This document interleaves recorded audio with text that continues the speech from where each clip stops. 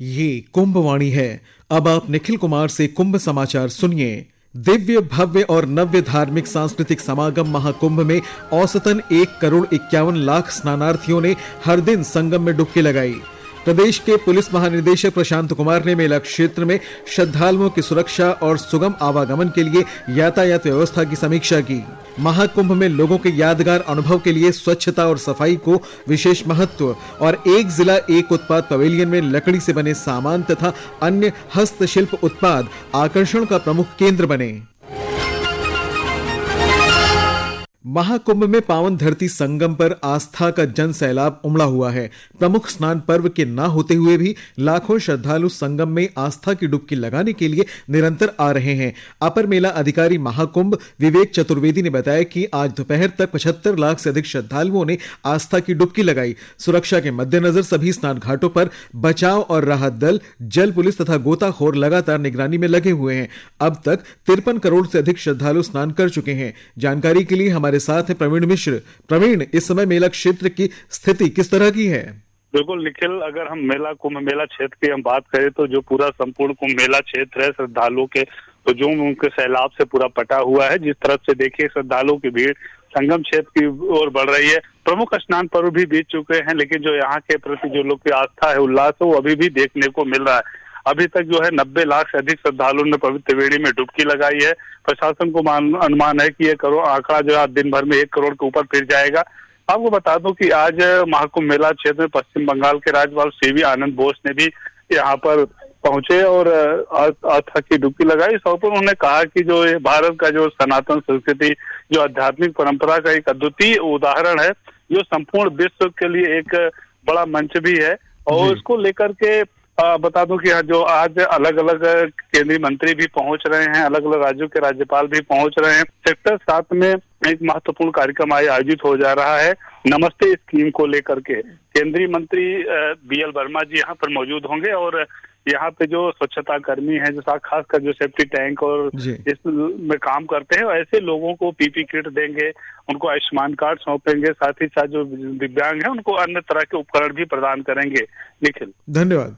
तीर्थराज प्रयागराज की धरती पर पिछले 13 जनवरी से आयोजित हो रहा दिव्य भव्य और नव्य धार्मिक सांस्कृतिक समागम महाकुंभ अब इतिहास रच चुका है। आइए सुनते हैं ये रिपोर्ट। महाकुंभ में रोजाना पहुंच रहे श्रद्धालुओं की संख्या का आकलन करें तो औसतन 1,51,00,000 लोग हर रोज त्रिवेणी संगम में डुबकी लगाकर पुण्य अर्जित कर रहे हैं। उत्तर प्रदेश सरकार के सुव्यवस्थित प्रयासों से भारत की इस प्राचीन परंपरा ने अपनी दिव्यता और भव्यता से पूरी दुनिया को मुग्ध कर दिया है। बड़ी संख्या में अब भी श्रद्धालु प्रयागराज पहुंच रहे हैं। बता दें कि महाकुंभ का समापन 26 फरवरी को महाशिवरात्रि के अवसर पर अंतिम प्रमुख स्नान के साथ होगा। माँ गंगा, माँ यमुना और अंतर सलिला सरस्वती नदियों के पावन संगम में बीते 35 दिन से आस्था का अटूट रेला उमड़ रहा है। मेला प्रशासन की ओर से जारी सूचना के अनुसार 13 जनवरी से 17 फरवरी यानी 36 दिन में 53 करोड़ श्रद्धालुओं ने पवित्र डुबकी लगाई है। ये संख्या किसी भी धार्मिक, सांस्कृतिक या सामाजिक आयोजन में मानव इतिहास की अब तक की सबसे बड़ी सहभागिता बन चुकी है।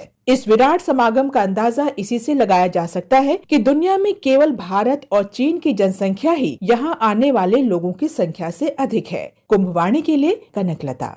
उत्तर प्रदेश पुलिस महानिदेशक प्रशांत कुमार ने महाकुंभ में श्रद्धालुओं की सुरक्षा और सुगम यातायात व्यवस्था के संबंध में आज समीक्षा की। प्रशांत कुमार ने निर्देश दिया है कि वाहनों को धीरे धीरे आगे बढ़ाते रहें और दबाव न बनने दें। श्रद्धालुओं को सुगम यातायात उपलब्ध कराने के प्रयास जारी रखें। इस बीच महाकुंभ में सुगम आवागमन और सुरक्षित स्नान संपन्न कराने के लिए सभी प्रवेश द्वार, चौराहों, पार्किंग स्थलों तथा स्नान घाटों पर पुलिस की विभिन्न टीमें व्यवस्थापित कर स्नानार्थियों और श्रद्धालुओं की सुरक्षा के लिए कड़े प्रबंध किए जा रहे हैं। महाकुंभ में लोगों के यादगार अनुभव के लिए स्वच्छता और सफाई को विशेष महत्व दिया जा रहा है। पेश है हमारे संवाददाता की ये रिपोर्ट। महाकुंभ के दौरान गंगा और यमुना नदियों को स्वच्छ रखने के लिए उत्तर प्रदेश सरकार प्रतिबद्ध है। प्रयागराज नगर निगम ने इसके लिए ट्रैश स्कीमर मशीनों का उपयोग शुरू किया है, जो हर दिन 10 से 15 टन कचरा निकाल रही है। इन मशीनों से तैरते हुए कचरे को पानी की सतह से इकट्ठा किया जाता है, जिसमें प्लास्टिक, बोतलें, कपड़े, फूल माला और जलकुंभ भी शामिल है। महाकुंभ के मद्देनजर करीब 4 साल पहले ही इस प्रक्रिया को शुरू कर दिया गया था। पहले एक मशीन 50 से 60 क्विंटल कचरा निकालती थी, लेकिन अब 2 मशीनों से सफाई की गति दोगुनी हो गई है। इन मशीनों की क्षमता 13 क्यूबिक मीटर है और ये संगम से लेकर बोट क्लब तक 4 किलोमीटर के क्षेत्र को कवर करती हैं। निकाले गए कचरे को नैनी में एकत्र किया जाता है और फिर इसे बसवार स्थित प्लांट में भेज दिया जाता है, जहां से प्लास्टिक रिसाइकलिंग और अन्य सामग्री का उपयोग खाद बनाने में किया जाता है। हमने कुछ सफाई कर्मचारियों से भी उनका अनुभव जाना, जिनके कंधों पर महाकुंभ की साफ सफाई का पूरा जिम्मा है। आए हैं फतेहपुर जिला, यहाँ सफाई के लिए 5 बजे से 8 घंटे की ड्यूटी है। बच्चों को भी देखते हैं, सफाई भी देख, कोई झाड़ू लगाता है तो हम वो पॉलीथीन ले लेते हैं, उसमें कचरा बीनते हैं। हमें अच्छा लग रहा है, हम कभी आए भी नहीं है, पहली बार आए हैं जिंदगी में। इतने दिन हो गए, 10 साल शादी को हो गए, कभी नहीं गए हैं। महाकुंभ में 10,000 से अधिक सफाई कर्मी पूरी तत्परता के साथ मेला क्षेत्र की साफ सफाई में जुटे हुए हैं। कुंभवाणी के लिए आनंद पाठक। एक जिला एक उत्पाद पवेलियन में लकड़ी से बने सामान और अन्य हस्तशिल्प उत्पाद आकर्षण का केंद्र बने हुए हैं। ब्यौरा हमारे संवाददाता अभिषेक कपिल से। एक जिला एक उत्पाद पवेलियन में लखनऊ की चिकनकारी, कन्नौज का इत्र, फिरोजाबाद के कांच के खिलौने, रायबरेली के लकड़ी से बने सामान और अन्य हस्तशिल्प उत्पाद प्रमुख आकर्षण का केंद्र बने हुए हैं। मथुरा से उर्मिला शर्मा ने बताया कि प्रदर्शनी में बेचे जा रहे श्री कृष्ण के आभूषण और वस्त्र उनके शहर की संस्कृति को दर्शाते हैं। मेरे प्रोजेक्ट में भगवान के ही संबंधित सारे सामान है, जैसे भगवान की ज्वेलरी है, भगवान की ड्रेस है, भगवान की श्रृंगार है। मेरी एक पिचकारी, एक बाल्टी भी नया निकला है, बहुत बिक रहा है अच्छे से, और मेरी सेल भी अच्छी है और मेरी मार्केट अच्छी चल रही है। वन डिस्ट्रिक्ट वन प्रोजेक्ट में मेरी से सिंहासन है, रोरी चंदन है, न्यू मैं डिजाइनों की मालाएं भी लेके आई हूँ, और मेरे पगड़ी वगैरह भी है। सारी भगवान का टोटली सामान है। नाइट सूट है, जैसे भगवान की डलिया है, भगवान की मच्छरदानी है मेरे पास में, सारा ही है। नहीं, मेरा तो अच्छा चल भी रहा है, अनुभव भी अच्छा ही है। महाकुंभ में सारी सुविधाएं भी है, हमें यहाँ कोई किसी भी तरह की परेशानियां नहीं। एक जिला एक उत्पाद पहल हस्तशिल्प और कुटीर उद्योगों को बढ़ावा देने का एक अभूतपूर्व प्रयास है। महाकुंभ 2025 न केवल आध्यात्मिक और सांस्कृतिक पहचान को मजबूत कर रहा है, बल्कि लघु उद्योग और स्थानीय अर्थव्यवस्था के लिए एक विशाल मंच बन गया है। महाकुंभ में आने वाले श्रद्धालु हर एक खास जगह और पंडालों में अपनी स्मृतियों को संजो रहे हैं। इसके लिए लोग अपने मोबाइल के कैमरे से सैकड़ों की संख्या में सेल्फी और फोटोज ले रहे हैं। एक रिपोर्ट।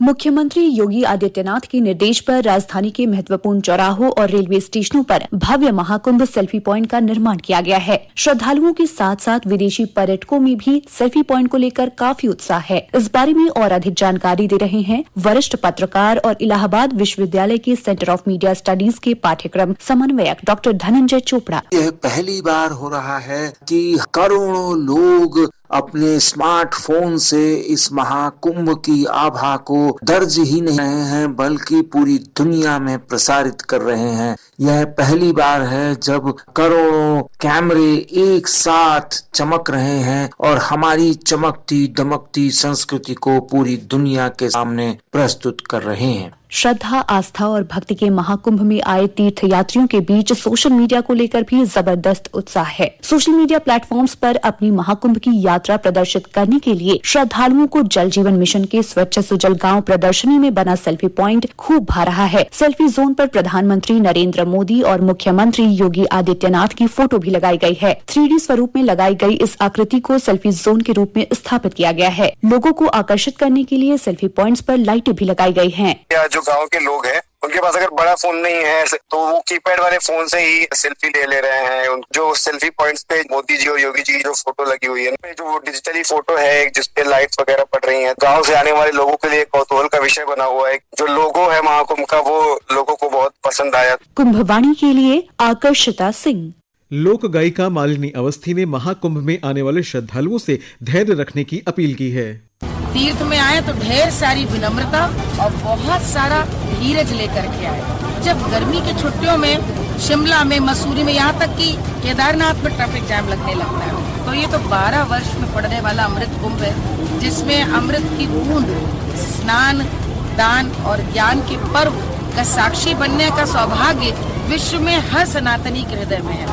मैं आपसे कहना चाहती हूँ, महाशिवरात्रि तक कुंभ मेला अपने पूरे उत्कर्ष पे, और मुझे लगता है उसके बाद भी रहेगा, आप सब अवश्य आए, भीड़ के बारे में मत सोचें। ये जीवन में पड़ने वाला एक अलौकिक क्षण है, अवसर है, इसका लाभ जरूर उठाएं। और वो बात याद रखिएगा, कुंभ में आ रहे हैं, बहुत सारा धीरज, बहुत सारा समय और बहुत सारी विनम्रता लेके आइए। इस बीच महाकुंभ में श्रद्धालुओं की सुरक्षा को देखते हुए प्रयागराज जिलाधिकारी रविंद्र कुमार मानदंड ने रेल प्रबंधन से संगम दारागंज रेलवे स्टेशन से ट्रेनों का संचालन 17 से 28 फरवरी तक बंद करने को कहा है। और अंत में मुख्य समाचार एक बार फिर। दिव्य भव्य और नव्य धार्मिक सांस्कृतिक समागम महाकुंभ में औसतन 1,51,00,000 स्नानार्थियों ने हर दिन संगम में डुबकी लगाई। प्रदेश के पुलिस महानिदेशक प्रशांत कुमार ने मेला क्षेत्र में श्रद्धालुओं की सुरक्षा और सुगम आवागमन के लिए यातायात व्यवस्था की समीक्षा की। महाकुंभ में लोगों के यादगार अनुभव के लिए स्वच्छता और सफाई को विशेष महत्व और एक जिला एक उत्पाद पवेलियन में लकड़ी से बने सामान तथा अन्य हस्तशिल्प उत्पाद आकर्षण का केंद्र बने। कुंभ समाचार का अगला बुलेटिन कुंभवाणी चैनल 103.5 FM पर आप रात 8:30 पर सुन सकते हैं। इसके साथ ही कुंभ समाचार समाप्त हुए। नमस्कार।